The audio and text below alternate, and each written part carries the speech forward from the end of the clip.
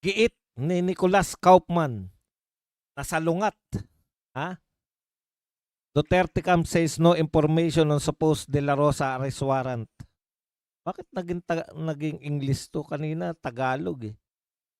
Giit ni Kaufman salungat sa prosecutorial logic ang pagkakaroon ng karagdagang ICC warrant of arrest dahil hindi pa aniya nare-resolve ang apela kaugnay ng jurisdiction ng korte, litisin si dating Pangulong Rodrigo Duterte. Okay.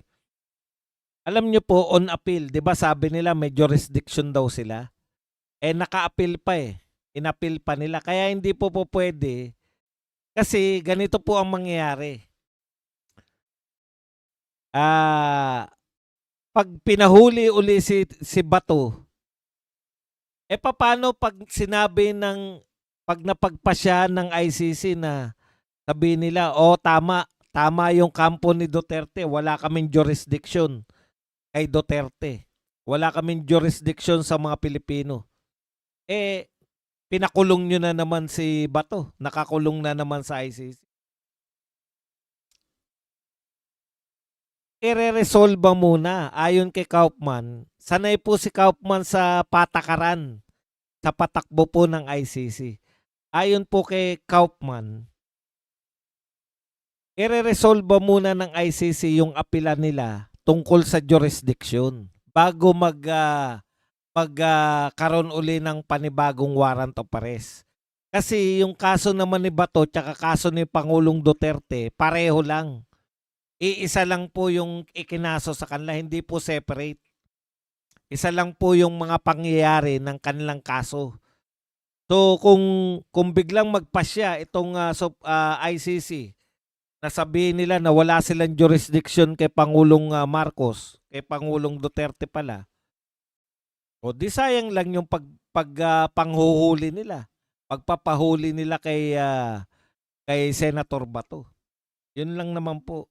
Kaya sabi ni Kaufman, imposible yan yung may warrant of arrest kasi wala salungat sa prosecutorial logic.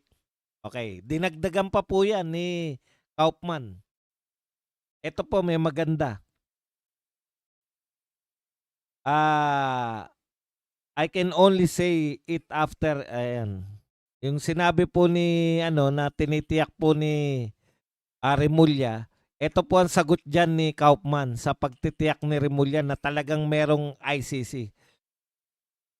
I do not believe, si Kaufman po to I do not believe that Ombudsman Jesus Crispin Remulla, the unique source of this dubious intelligence. Ang sinasabi niya, na si Remulla lang po yung pinagmulan niyan would be so remiss as to dice with prosecution at the ICC for contempt by leaking the existence of highly confidential arrest warrant for a suspect. Ang sinasabi rito ni Remulla, ni Kaufman pala, mahirap yung ginagawa ni Remulla kung totoo yan. Kung totoo na merong warrant of arrest, baka makontempt. Hindi ko lang alam kung sino yung makokontempt. Kasi hindi tayo sigurado. Kung yung prosecution ba na nag-leak kay Remulla o si Remulla mismo ang iko-contempt ng ICC. Bakit po? Bawal yan. Confidential yung arrest warrant. Bakit mo ibinubulgar? Yan po ang meaning ng confidential Sabagay, kung bendalo ka, pwede mong gawin lahat. Pero ang warrant of arrest po ay confidential, lalo na kung hindi pa po nilalabas ng korte. Lalo na kung nasa kanila pa lang.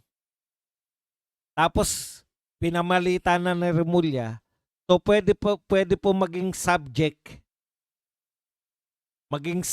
po ng complaint o hindi pala, ng contempt itong ginagawa ni Remulla. Contempt po mula sa ICC.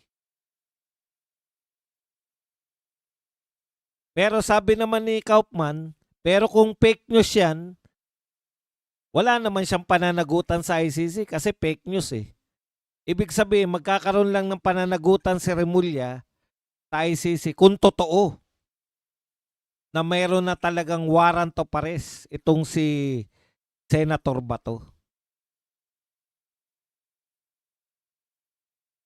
Sabi ni Kaufman, una, walang logic. Ikalawa, yun na nga, pwedeng makontempt kung totoo po na merong warrant of arrest at binubulgar ni Remulla, pwedeng makontempt ng ICC. Hindi ko lang po alam kung sino po iko-contempt, yung prosecution ba o si Remulla mismo. Kaya, siyempre, mas paniniwalaan natin yung tropa. Kaya lang, ganun pa man, kinakailangan talagang mag-ingat din ni Senator Bato. Kahit sabihin pa na, alam na nga natin illegal. Ayaw pa kasi magpasya ng Supreme Court. Supreme Court, baka gusto nyong madaliin to kasi may banta na naman pong huliin. Dalawa po yung point ko rito, no? Madaliin ng Supreme Court ang pagpapasya dito po sa sinampang kaso ng magkakapatid na Duterte laban po sa mga nangidnap sa kanilang ama. At saka yung aksyon naman po ng Senado. No? Ano po yung aksyon ninyong senador? Lalo na yung Senate President. Alam niyo po, bilang tatay, hindi po pwede na yung anak mo binubuli. Yung anak mo ay sa tingin mo. Kasi walang posisyon man lang si Senate President eh. Ang dali lang naman sabihin, illegal ang gusto nyong gawin sa aming senador. Kaya po protektahan ko yan. Illegal po yan dahil hindi naman po yan taga rito yung mga ICC na yan. Ngayon lang po, sa panahon lang ngayon. Masyado magdiwang, yung mga natutuwa po.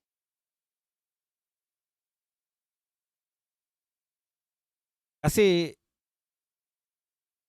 sisingilin din kayo sa batas balang araw. Si Napoles, nung panahon na good pa sila nung presidente,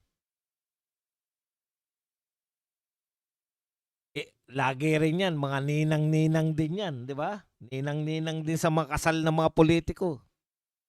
O, nung nawala na yung ano niya, yung tagapagtanggol niya, kita nyo ngayon, reclusion perpetua.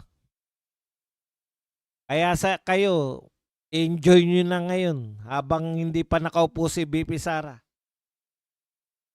Parang yung mga adik nung panahon ni Tatay Digong, alam na nila eh, di ba?